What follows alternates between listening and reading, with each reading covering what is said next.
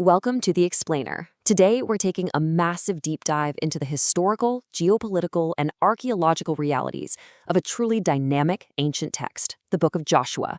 We're going to unpack the theology, the sweeping military strategies played out on the ancient chessboard of Canaan, and, my favorite, the literal dirt under your fingernails archaeology of the ancient Near East. Let's get into it. Here's our roadmap for today. We'll start by setting the historical stage, tackle the ethics of the conquest, look at Joshua as the prepared leader, break down the actual strategy of the conquest, and finally, we'll unearth the archaeology of Jericho. So, Part 1, Setting the Historical Stage. Let's contextualize this text. Now, before we look at any of the battles or the leaders, we've got to anchor this text in its broader academic context. Scholars use this technical term Deuteronomic history, or DH, for the book spanning from Joshua right on through 2 Kings. And here's the thing, this isn't just some dry timeline of events, it's actually an evaluation. The whole thing is written through a very specific lens to assess whether or not the Israelites were obedient to the covenant laid out in Deuteronomy. If they disobeyed, well, the text anticipates severe consequences, things like war, famine, and eventually exile.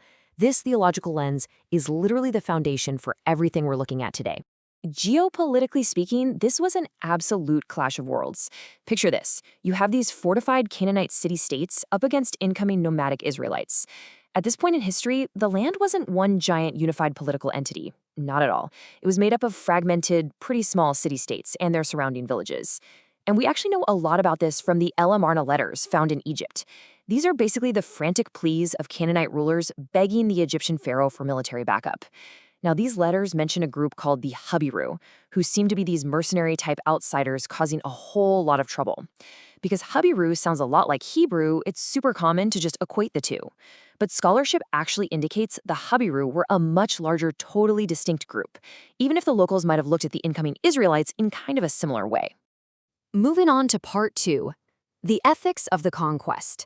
Time to tackle the hard moral questions. Okay, we really have to address the elephant in the room here, the incredibly challenging moral questions surrounding the commands for destruction. To understand this, we have to look at the Hebrew word harem. It essentially means irrevocably given over to the Lord for destruction. Now, it's really vital to note how the source text frames this.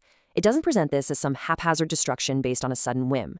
Instead, harem is applied in very specific contexts where a population was deeply, intentionally rebellious against God, living completely contrary to the natural moral order. There's a phrase that sharply distills the theological justification found right in the text itself. Summarizing Leviticus 18 and Genesis 15, it says, "The land itself was so polluted that God would vomit the people out." The broader cultural context of Canaanite religion at the time involves some pretty severe practices: vile polytheism, sacred prostitution, and terrible social degradation. And according to Genesis 15, God actually waited 400 years. That's 4 whole generations, just waiting for the sin of the Amorites to, quote, fill up. So the text is presenting a deity who recognized how dangerously polluted the culture had become, but who also exercised 4 centuries of patience before finally enacting judgment. But there were significant exceptions. This absolutely wasn't a blind vendetta. If individuals recognized God and actively sought refuge, they were spared. Take Rahab, for instance. She was a woman in Jericho, often described in the source material as a woman of prostitution, who recognized a power greater than her local king. She asked for protection and was entirely saved along with her whole family. Furthermore, Israel itself was not magically exempt from these rules. The strict parameters of Deuteronomic history meant that if Israel fell into false worship and became a polluting influence themselves, they would face the exact same severe destruction and exile. All right, Part 3, Joshua the Prepared Leader. Let's look at the man behind the name. To make this ancient book instantly digestible, you can actually look at it through the lens of an ABA musical form. It's brilliant. Step 1 is the action. These are the thrilling military conquests and battles that take up the whole first half of the book. Step 2 is the business. This is the meticulous and, let's be honest, sometimes a little dry, doling out of the land inheritance among the tribes, making sure families have an ongoing possession of the land. And finally, Step 3 is the appeal. This is the closing covenant renewal and a passionate call for future faithfulness. Action, business, appeal. It really is a perfectly structured piece of ancient literature. And what about the man himself? His Hebrew name, Yehoshua, literally translates to "the Lord saves," with the divine name built right into it. Interestingly enough, this is actually the Hebrew form of the name Jesus. The text details an incredible resume that uniquely prepared him to step into Moses' shoes. I mean, he'd already served as the commanding chief against the Amalekites, so he had that vital military experience. He was an observer right alongside Moses on Mount Sinai, so he understood the strict holiness required to approach God. Plus, he was a faithful spy who, totally against popular opinion, urged the Israelites to trust God's commands. So he wasn't just chosen at random. He was heavily vetted to ensure he had the exact right mix of military grit and spiritual discipline for the massive task ahead. Part 4. The Strategy of Conquest. Time to look at the chessboard of Canaan. Looking at the actual physical military actions, we really have to debunk a massive myth right off the bat. A casual read of the text might make you think the Israelites conquered Canaan in a brisk, 6 weeks? No way. Not true. Gaining a foothold was a grinding 7-year process. It all begins with crossing the Jordan River, which, by the way, was at flood stage during Passover, meaning that river could have been up to a mile wide. Then they set up their primary base camp down in the valley at Gilgal. From there, it took roughly 7 solid years to conclude just the initial major military campaigns. This was a really long, protracted effort. And they utilized this brilliant divide-and-conquer strategy, broken down into 3 main prongs. First up, this central campaign. They targeted Jericho specifically because it sat dead center. This allowed them to hit the vulnerable underbelly and physically cut off the northern cities from communicating with the south. Next was the southern campaign. This one's interesting. After Joshua made a mistaken treaty with the Gibeonites without actually consulting God, it forced a massive coalition battle against the Jebusite king of Jerusalem. This ultimately allowed Joshua to rapidly sweep through and conquer the major southern strongholds in basically one fell swoop. And finally, the northern campaign, which culminated in a massive showdown against King Jabin and the highly elite forces of Hazor. Now, to really understand the scale of that northern campaign, consider this number: 200 acres. That was the size of the city of Hazor.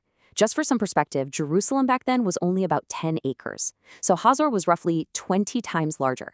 It was the absolute biggest city in the entire western Jordan Valley, ruled by the only leader in those Elaine letters we mentioned who was actually referred to as a king. Defeating a fortified city 20 times that size, that was a monumental, earth-shattering military victory. Which brings us to Part 5, the archaeology of Jericho, unearthing the past. Transitioning from ancient battle strategies to the literal dirt itself, the physical reality of Jericho is really striking. The Tell, which is just the word for an ancient mound, sits incredibly vulnerable right at the center of the vast, dry Jordan Valley. It doesn't have a massive footprint, but its location, highly strategic. It's situated significantly below sea level, about 1,300 feet below, near the north end of the Dead Sea. So any invader coming down into that valley would immediately recognize Jericho as the ultimate gateway to the rest of the land. Now, you should know that when it comes to Jericho, the archaeological debates are incredibly fierce. Back in the mid-20th century, a very prominent archaeologist named Kathleen Kenyon famously claimed there was literally zero evidence of a late Bronze Age settlement at Jericho, which is the exact time period of the Exodus and Conquest. She based this almost entirely on the absence of a very specific type of elite pottery. But the dirt holds its secrets. Subsequent work has vigorously challenged her claim, proving that there is indeed solid evidence of late Bronze settlement. The site has a vastly richer complexity than people initially thought. And that leads us to one of the absolute most fascinating discoveries at the south end of the Tell, the seismic ramp theory. Here is exactly how the archaeology physically aligns with the biblical text. Step 1, archaeologists found a massive stone revetment wall at the very base of the city. Step 2, built right on top of those foundation stones were tall mud brick walls, the superstructure. Now step 3, this is a highly active seismic area. Geological evidence suggests a major earthquake caused these specific mud bricks to violently collapse outward. And step 4, get this. When those walls fell down flat, they essentially created a perfect physical ramp right over the stone foundation. This allowed invaders to literally just walk right up into the city, which matches the biblical description almost identically. How wild is that? But here is the major catch about mud bricks. Unlike stone, mud brick erodes incredibly fast when it's exposed to rain. As the source notes, excavations that were exposed in the 1970s showed massive, irreversible erosion just 30 years later. And this leaves us with a pretty profound realization. If the mud bricks of history erode away so easily with the rain, washing away the tangible evidence of entire ancient civilizations, how many other monumental stories from our ancient past are just waiting beneath the surface to be rediscovered? It's a humbling reminder of just how fragile our grip on history really is, and just how much is still waiting in the dirt. Thanks so much for joining me for this explainer. Keep questioning the history beneath your feet.